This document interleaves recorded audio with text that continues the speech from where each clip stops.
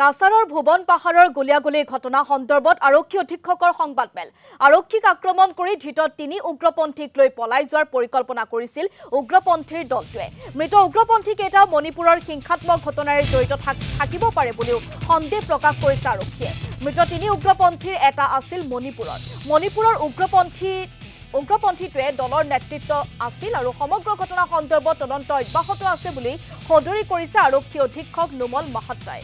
উল্লেখযোগ্য যে কাছাৰৰ ভুৱন পাহাৰত সংঘটিত আৰক্ষী আৰু উগ্ৰপন্থীৰ গুলিয়াগুলিত নিহত হৈছে ৩ মাৰ উগ্ৰপন্থী মঙলবাৰে গংগানগৰত পিস্তলসহ গ্ৰেপ্তাৰ কৰিছিল ৩ উগ্ৰপন্থীক আৰক্ষীয়ে ধৃত ৩ উগ্ৰপন্থীক লৈ অভিযান চলাইছিল মিজোৰাম সীমান্তত অভিযানৰ সময়তে ভুৱন পাহাৰৰ পৰা উগ্ৰপন্থীৰ গুলিবৰ্ষণ এই গুলিচালনাত নিহত আৰক্ষীৰ লগত যোৱা ৩ উগ্ৰপন্থী নিহত উগ্ৰপন্থী দুজন কাছাৰৰ আৰু আন এজন মণিপুৰৰ ঘটনাত আহত হৈছে ৩জনকৈ আৰক্ষী কনিষ্টবল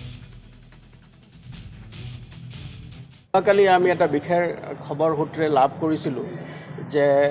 কচুদৰম অঞ্চলৰ কৃষ্ণপুৰ অঞ্চলত ৩জন আৰ্ম কেডাৰৰ মুভমেণ্ট আছে আৰু সেইফালে তেওঁলোকে সীমান্তৱৰ্তী চুবুৰীয়া জিলাৰ মাজেদি তেওঁলোকে আমাৰ জিলাত সোমাবৰ কাৰণে তেওঁলোকে চেষ্টা কৰিছে সেই মৰ্মে আমাৰ এটা বিশেষ পুলিচৰ দল তাত উপস্থিত হ'ল আৰু যেতিয়া তাত তালাচী চলাই ৩জনকৈ মিলিটেণ্টক আমি ধৰা পেলাওঁ তাৰে এজন পলাই যায় কিন্তু পাছত আমি তেওঁক ধৰিবলৈ সক্ষম হওঁ আৰু তেওঁলোকক যেতিয়া আমি কাৰায়ত্ব কৰাৰ পাছত আমি তেওঁলোকক সোধপোছ কৰোঁ আৰু বহু সময় তেওঁলোকক সোধপোছ কৰাৰ পাছত এটা কথাত প্ৰতীয়মান হ'ল তেওঁলোকে আমাক জনায় যে ওচৰতে এটা অঞ্চলত তেওঁলোকৰে কিছুমান সংগী আৰ্ম কেডাৰ কিছুমানে আশ্ৰয় লৈ আছে আৰু তেওঁলোকে অসম মণিপুৰ সীমান্তত ছাবভাৰ্চিভ এক্টিভিটিজ কৰিবৰ কাৰণে তেওঁলোকৰ পৰিকল্পনা আছিলে গতিকে সেই মৰ্মে এটা বিশেষ অপাৰেশ্যন প্লেন কৰা হ'ল যেতিয়া আমাৰ আৰক্ষীৰ দল তাত উপস্থিত হয় অল অফ এ ছাডেন হঠাৎ কিছুমান arm militant suspected to be arm militant আৰু তেওঁলোকে ৬-৭জন মানুহ তাত আশ্ৰয় লৈ আছিলে আৰু তেওঁলোকে পুলিচৰ দলৰ ওপৰত একেৰাহে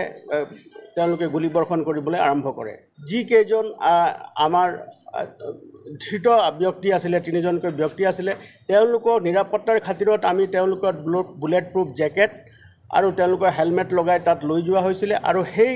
এক্সচেঞ্জ অফ ফায়াৰত যেতিয়া হেভি এক্সচেঞ্জ অফ ফায়াৰ যেতিয়া তাত চলিছে সেই সময়ত তেওঁলোকে তাত এক্সপ'জ হৈ তেওঁলোকৰ গাটো গুলি লাগে আৰু লগে লগে আমাৰ 3জন পুলিচো তাত আঘাতপ্ৰাপ্ত হয় 3জন পুলিচকো আমি ইতিমধ্যে তাৰ পৰা স্থানান্তৰিত কৰি শিলচৰ মেডিকেল কলেজত তেওঁলোকে চিকিৎসাধীন হৈ আছে আৰু 3জনকৈ যিকেইজন আৰ্ম কেডাৰ আছিলে তেওঁলোকক ইতিমধ্যে তাৰ পৰা শিফ্ট কৰা হয় সোণাই PHCলৈ শিফ্ট কৰা হয় সোণাই PHCৰ পৰা তেওঁলোকক শিলচৰ মেডিকেল কলেজলৈ শিফ্ট কৰা হয় এটেণ্ডিং ডক্টৰ তেওঁলোকক মিত্ৰ বুলি